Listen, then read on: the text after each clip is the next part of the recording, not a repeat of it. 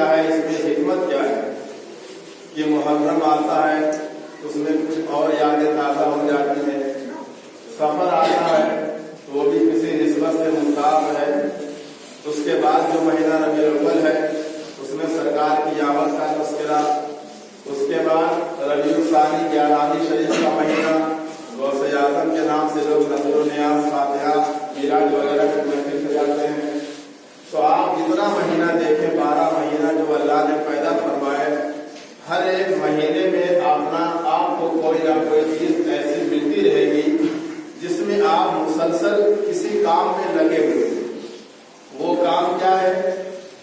فکر آخرت۔ سب کا محصل، سب کا نچوڑ جو ہے آپ نظر و نیاز کرتے ہیں، اس کا مقصد کیا ہے؟ آپ 11ویں شریف کی ٹیکے بناتے ہیں، اس کا مقصد کیا ہے؟ غوث اعظم کے نام پر آپ اصالہ ثواب کرتے ہیں، اس کا مقصد کیا ہے؟ سرکار کی آمد کے نام پر آپ درود و خوانی کی جو محفل سجاتے ہیں، اس کا مقصد کیا ہے؟ حسین رضی اللہ تعالیٰ عنہ کے نام پر جو محفلیں سجائی جاتی ہیں، اس کا مقصد کیا ہے؟ تو آپ محرم سے لے کر کے ذوالحجہ جو آخری مہینہ ہے، 12 مہینہ آپ نظر دوڑائیں، غور و فکر کریں تو ہم کو اور آپ کو ایک بات بخوبی سمجھ میں آتی ہے کہ اللہ رب العالمین نے جو یہ سسٹم اور نظام بنایا ہے، 12 مہینے جو ہمیں عطا فرمائے، اور ہر مہینہ کسی نہ کسی نسبت سے تعلق رکھتا ہے، اور ہمیں کچھ نہ کچھ ہر مہینے میں کرنے کا حکم دیا گیا ہے۔ تو اس کا نچوڑ اور اس کا خلاصہ یہی ہے کہ اللہ رب العالمین اپنے بندے کو مشغول رکھنا چاہتا ہے، بزی رکھنا چاہتا ہے۔ اللہ اپنے بندوں کو مشغول رکھنا چاہتا ہے کہ میرا بندہ بلا وجہ کے کاموں میں نہ لگ کر کے میرے راہ میں مشغول ہو جائے، مصروف ہو جائے اور بزی رہے۔ کبھی میرے نیک بندوں کے کام میں لگا رہے، کبھی ان کی یاد منانے میں لگ جائے، کبھی کربلا والوں کی یاد میں لگ جائے، کبھی میرے محبوب کے چرچے اور اس کے ذکر میں لگ جائے، کبھی بقرعید آئی اس کے چرچے میں لگ گیا، عید الفطر آئی اس کے چرچے میں لگ گیا، رمضان آیا اس کے چرچے میں لگ گیا۔ تو ہر مہینہ اللہ نے جو ہمیں سلسلہ بسلسلہ عطا فرمایا ہے، اس کا مین مقصد یہ ہے کہ جو اللہ کے بندے ہیں اللہ کی یاد سے کبھی بھی غافل نہ ہونے پائے۔ کوئی بھی چاند نکلے اللہ کی یاد کی طرف وہ دوڑنے لگے، اللہ کے ذکر و اذکار کی طرف دوڑنے لگے۔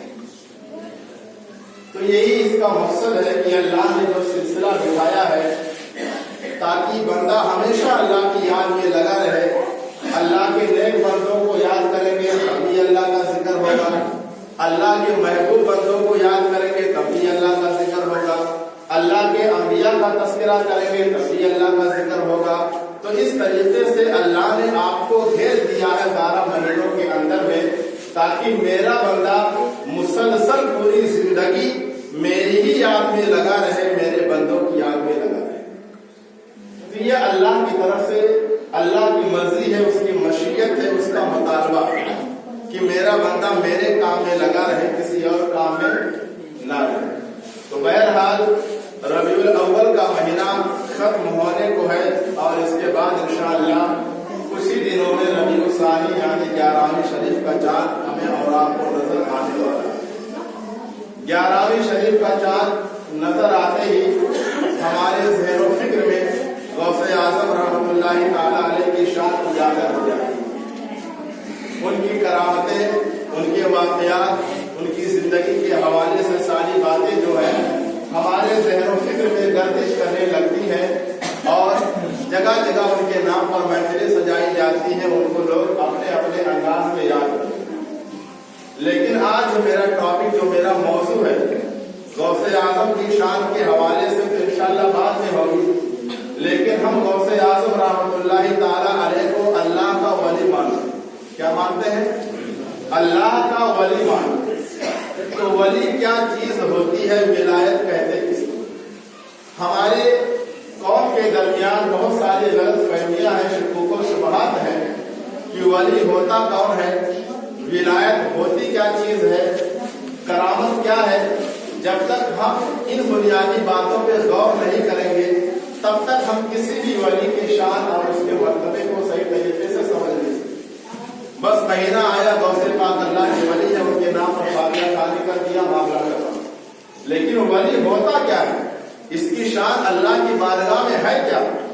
मैं जिससे मोहब्बत करता हूँ, जिसका दामन अपने हाथों से मजबूती से थामे हुआ हूँ, तो आखिर वो किस शान का मालिक है?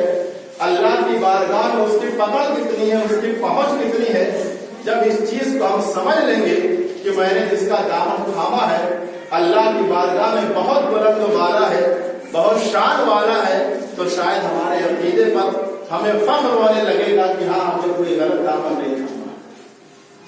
दुनियादार का हम दामन पकड़ते हैं तो पोजीशन वाला होना चाहिए, पकड़ वाला होना चाहिए। जब हम उसके बारे में छानबीन कर लेते हैं कि हाँ, ये आदमी पकड़ वाला है, ये आदमी पहुंच वाला है, ये मेरी जरूरतें हल कर सकता है, तब हम उस आदमी से लगाव रखते हैं, ताल्लुक रखते हैं, ताकि कोई मुश्किल जब मेरे ऊपर पड़े तो ये आदमी उसका मुकाबला करे और मेरी मुश्किल दूर करे। तो ये दुनिया का मामला है, तो इसी तरीके से आखिरत का भी मामला है।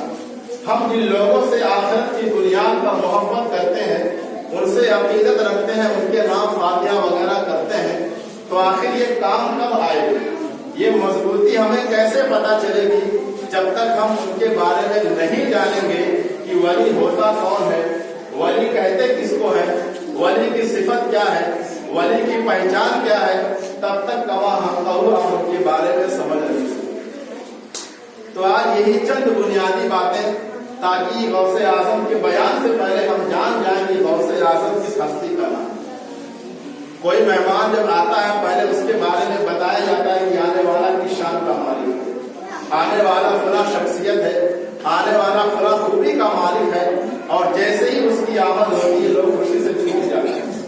तो गौसे आजम की शान बयान करने से पहले हमें इन तमाम बातों पर गौर करने की जरूरत है कि वली क्या है, वली कहते हैं किसको। हकीमुल उम्मत मुफ्ती अहमद यार खान नईमी रहमतुल्लाह ताला अलैह और आला हजरत इमाम अहले सुन्नत इमाम अहमद रजा खान फाज़िले बरेलवी रहमतुल्लाह ताला अलैह इरशाद फरमाते हैं कि वली ऐसा अल्लाह का बंदा होता है जिसको अल्लाह का कुर्ब खास अता हो जाता है, यानी वो अपनी इबादत और रियाजत में इतनी इंतहा तक हद दर्जा पार कर जाता है कि अल्लाह रब्बुल आलमीन अपनी कुर्ब खास का उसे दर्जा अता फरमाता है और अपनी रहमत से उन्हें विलायत का ताज अता फरमाता है, इनाम अता फरमाता है। विलायत ये ऐसी चीज नहीं है कि मैं चाहूं कि 5 वक्त की नमाज पढ़ूं, तहज्जुद भी पढ़ लूं, वज़ाइफ भी पढ़ लूं तो मैं वली हो जाऊं, कभी नहीं हो सकता। विलायत छीनने वाली चीज नहीं है, जबरदस्ती हासिल की जाने वाली चीज नहीं है। विलायत एक वहीदी शय है, अताई चीज है। अल्लाह रब्बुल आलमीन अपने बंदों में से जिसको चुन लेता है, इनाम के तौर पर अपनी रहमत से उसको विलायत अता फरमाता है। तो इसी से आप अंदाजा लगाएं कि गौसे आजम रहमतुल्लाह ताला अलैह को अल्लाह ने अपने खास बंदों में से सिलेक्ट कर लिया, चुन लिया है, और इनाम के तौर पर अल्लाह ने विलायत का ताज उनके सर पे सजा दिया। दूसरी बात, वली वो होता है कि जिसको देखने से अल्लाह याद आता है। ये हमारे आका अलैहिस्सलाम की तारीफ है। मेरे आका ने बयान फरमाया हदीस में कि वली ऐसा बंदा मोमिन है कि जिसको देखने से खुदा याद आ जाए। अब देखने से खुदा याद आ जाए, इसका मतलब ये है कि जब आप उसकी सोहबत में बैठे, आप उसके पास बैठे या उसके साथ आप अपना मामला गुजारे, तो बिला वजह की बातों में वो मशगूल ना रहे, ना ही आपको करे।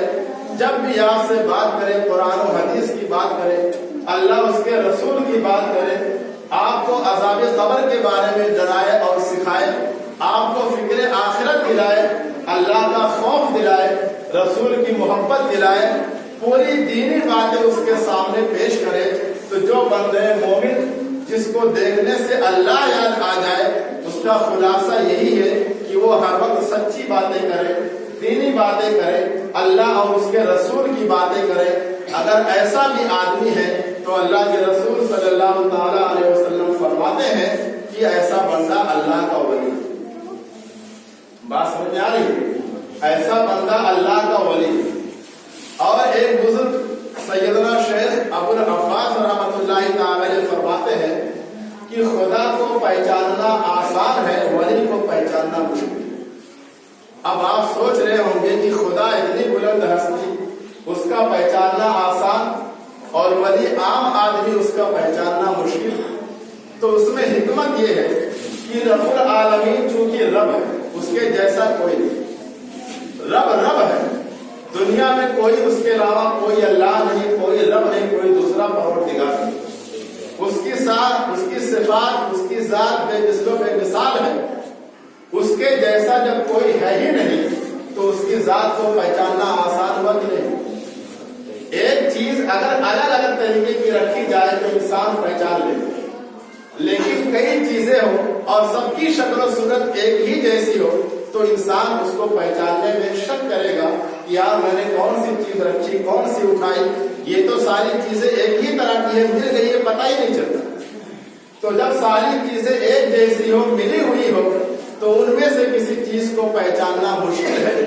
تو اللہ رب العالمین تو بے مثل ہے، ایکتا ہے، بے مثال ہے، اس کو پہچاننا مشکل نہیں ہے بلکہ اللہ کو پہچاننا آسان. اب ولی کو پہچاننا اس لیے مشکل ہے کیونکہ ولی شکل و صورت میں ہماری اور آپ کی طرح، بولنے اور چالنے میں ہماری اور آپ کی طرح، ہمارے درمیان میں رہتے ہیں، ہمارے درمیان میں اٹھتے بیٹھتے سب کچھ کرتے ہیں. اللہ رب العالمین انہی بندوں میں سے چن کر کے ان کو ولایت کا درجہ عطا فرماتا ہے. تو ظاہر سی بات ہے جب ہماری ہی طرح شکل و صورت ہے، ہماری ہی طرح ان کی چال اور رفتار اٹھنا بیٹھنا ہے تو ولی کا پہچاننا مشکل ہوا کہ نہیں. ہم کیسے پہچانیں گے کہ یہ اللہ کا ولی ہے، یا کسی کو ہم ولایت کا درجہ کیسے دیں گے؟ ہم عوام الناس میں یہ بات کیسے مشہور کریں گے کہ یہ اللہ کا ولی ہے؟ تو بہرحال ولایت یعنی ولی کا پہچاننا بہت ہی مشکل کام ہے. لیکن اس کے باوجود بھی آقا علیہ الصلوۃ والسلام نے کچھ نشانیاں، کچھ صفات بیان کر دی ہے کہ جس کو دیکھنے سے خدا یاد آ جائے، جس کے پاس بیٹھنے سے فکر آخرت تازہ ہو جائے، آخرت کی باتیں یاد آنے لگے، تو بہت حد تک ہم یہ تصور کر سکتے ہیں کہ اللہ نے ولایت کے لیے اس کا انتخاب کر دیا. دوسری بات، ہماری قوم کے درمیان جو یہ رائج اور مشہور ہے کہ جو ولی ہوتا ہے اس سے کرامت ظاہر ہوتی ہے. کرامت کا مطلب کچھ کر دیا بابا نے، چمتکار کر دیا، کوئی کرشمہ دکھا دیا. تو کرامت ظاہر ہوتی ہے ولی سے، اس کا کوئی بھی انکار نہیں کر سکتا. لیکن اگر کوئی یہ کہے اور یہ مانے کہ فلاں جو مزار والے صاحب مزار ہیں، میں ان کو اسی بنا پر مانوں گا جب میں کہیں سے سن لوں گا یا پڑھ لوں گا کہ ان کی کرامت ہے، تو ایسا آدمی غلط ہے، جاہل ہے، بے بنیاد ہے. کیونکہ کرامت ولی کے لیے شرط اور لازم چیز نہیں ہے. شرط اور لازم چیز نہیں ہے کہ جو اللہ کا ولی ہو تو وہ کوئی نہ کوئی کرامت دکھائے، یہ کوئی ضروری چیز نہیں ہے. ایک ولی ہے اور ایک نبی ہے. بہت بنیادی باتیں میں آپ کے سامنے عرض کر رہا ہوں. نبی جو معجزہ دکھاتا ہے، جیسے ہمارے نبی نے چاند کے 2 ٹکڑے کر دیا، ڈوبا ہوا سورج اشارہ کیا پلٹ آیا، یہ نبی نے کیا، اس کو کیا کہتے ہیں؟ معجزہ. تو نبی کے لیے معجزے کا دکھانا ضروری ہے، اس کے لیے شرط ہے. اگر نبی اپنے ماننے والوں کو، اپنے دور کے لوگوں کو معجزہ نہیں دکھائے گا تو لوگ انہیں نبی مانیں گے، لوگ انہیں تسلیم ہی نہیں کریں گے کہ یہ اللہ کا نبی ہے، پیغمبر ہے. تو معلوم یہ ہوا کہ نبی کے لیے معجزہ دکھانا ضروری ہے، لازم ہے، شرط ہے. لیکن ولی کے لیے چونکہ کرامت کا دکھانا لازم نہیں ہے. اب دونوں میں بنیادی فرق یہ ہے کہ معجزہ دکھا کر کے نبی کو اپنی نبوت کا اعلان کرنا مقصود ہو، تاکہ لوگ جب میرا معجزہ دیکھیں گے تو پورے گرد و نواح میں، پورے ارد گرد آس پاس میں یہ بات مشہور ہو جائے گی کہ کوئی اللہ کا پیغمبر آیا ہے، کوئی اللہ کا نبی آیا ہے، ہم نے یہ چیزیں اس کے ہاتھ پر دیکھی ہیں.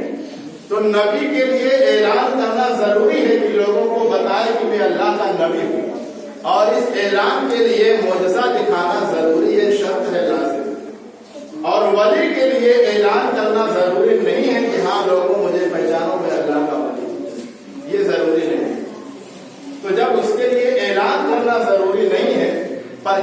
کرنا ضروری نہیں ہے, اشتہار لگانا ضروری نہیں ہے, تو جس طریقے سے اس کے لیے اعلان کرنا ضروری نہیں, ایسے ہی ولی کے لیے کرامت کا دکھانا بھی ضروری نہیں. عبد المصطفیٰ آصفی رحمۃ اللہ تعالی علیہ تو یہاں تک لکھتے ہیں کہ اللہ کے بعض ولی تو ایسے ہیں جنہیں خود بھی نہیں پتا ہوتا ہے کہ میں اللہ کا ولی ہوں. اب آپ سوچ میں پڑ گئے ہوں گے, تو سوچ میں پڑنے کی بات نہیں ہے. ہم بہت لوگ ہمیں سے ایسے ہیں کہ جو اللہ کی فرما برداری کرتے ہیں, اللہ کے بتائے ہوئے راستے پر چلتے ہیں, تو کیا اللہ ان سے ناراض رہتا ہے؟ کیا اللہ انہیں اپنے دروازے سے بھگا دے گا؟ ولی کے معنی دوست کے ہوتے ہیں, مقرب بندے کے ہوتے ہیں. تو جو اللہ کا ولی ہوتا ہے یعنی اللہ اس سے محبت کرنے لگتا ہے, اپنا مقرب بندہ بنا لیتا ہے. تو ولی کے لیے ضروری نہیں ہے کہ وہ خود بھی جانے کہ میں اللہ کا ولی ہوں. ہاں کبھی ولی کو خواب کے ذریعے یا کسی اور چیز کے ذریعے اس بات کا مشاہدہ کرا دیا جاتا ہے کہ میں نے تمہیں اپنا ولی مقرر کر دیا, اور کبھی پتہ بھی نہیں چلتا کہ وہ اللہ کا ولی ہے. تو ان تمام چیزوں کا خلاصہ یہ ہے کہ ولی کے لیے کبھی بھی آپ یہ تصور نہ کریں یہ کوئی کرامت دکھائے تب ہم مانیں گے, یہ کچھ کرشمہ دکھائے تب ہم مانیں گے. میں نے شاید بہت پہلے آپ کے سامنے بیان کیا تھا کہ خواجہ غریب نواز رحمۃ اللہ تعالی علیہ اپنے پیر و مرشد خواجہ عثمان ہارونی رحمۃ اللہ تعالی علیہ کے مجلس میں بیٹھے ہوئے, اور آپ کے بہت سارے مرید بیٹھے ہوئے تھے, اس میں خواجہ غریب نواز میں تشریف فرما.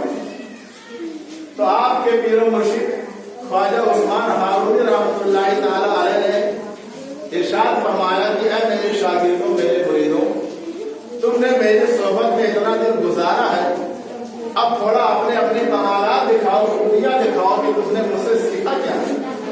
ایک استاد اپنے بچوں سے کہتا ہے کہ میں نے تمہیں 4 مہینہ پڑھایا, تھوڑا ٹیسٹ تو کرو تو کتنے پانی میں پہنچے. تو آپ کے پیر و مرشد خواجہ عثمان ہارونی رحمۃ اللہ تعالی علیہ نے ایک اپنے مرید سے اشارہ کیا, کہا تو وہ ہوا میں اڑنے لگے. دوسرے مرید سے اشارہ کیا, وہ پانی کی سطح پر چلنے لگے. لوگوں نے بہت تالیاں بجائی, بہت واہ ہوا کہ ہاں آپ نے سیکھ لیا, آپ تو کرامت دکھانے لگے, آپ ولی ہو گئے.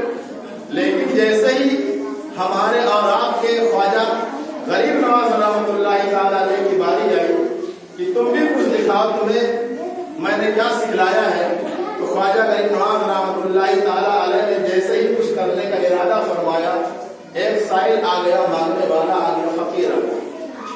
آپ کے پاس روٹی کا ٹکڑا پڑا ہوا تھا, اس نے سوال کیا کہ میں بھوکا ہوں, تو آپ نے روٹی کا ٹکڑا اسے اٹھا کے دے دیا. وہ بابا کنارے بیٹھ کے کھا لیتا ہے, شکم سیل اور آسودہ ہو کے دعا دیتے چلا جاتا ہے. آپ نے کہا حضور میں نے یہی سیکھا. تو لوگ کہنے لگے یہ کون سی بات ہوئی, ارے ہوا میں چلو تو کچھ بات سمجھ میں آتی ہے, پانی کے اوپر چلو تو لوگ کچھ سمجھتے کیا بڑا پہنچا ہوا بابا ہے, ارے روٹی کھلا دیا, پانی پلا دیا, اس میں کون سی عجیب بات ہے. تو اس سے پہلے کہ لوگ آپ کا مذاق اڑاتے, ہنسی مذاق کرتے, آپ کے پیر و مرشد خواجہ عثمان ہارونی رحمۃ اللہ تعالی علیہ نے سب کو ڈانٹا, ایک ڈانٹ ڈپٹ لگائی, کہا خبردار ہو جاؤ. صحیح بات ہے کہ ہاں پانی میں چلنا آسان نہیں, ہوا میں اڑنا آسان کام نہیں ہے, لیکن آج کے دور میں جو انسان خواجہ غریب نواز کی سنت پہ عمل کرے, یعنی بھوکوں کو کھانا کھلائے, ننگوں کو کپڑا پہنائے, پیاسوں کو پانی پلائے, یہ بھی کسی کرامت سے کم نہیں, یہ بھی کسی انسانیت سے کم نہیں ہے. تو ان تمام واقعات کو مد نظر رکھتے ہوئے آج ہمیں یہ بات اپنے ذہن میں بٹھا لینا ہے کہ جو ولی ہوتا ہے اس کے لیے ضروری نہیں ہے کہ وہ کرامت دکھائے.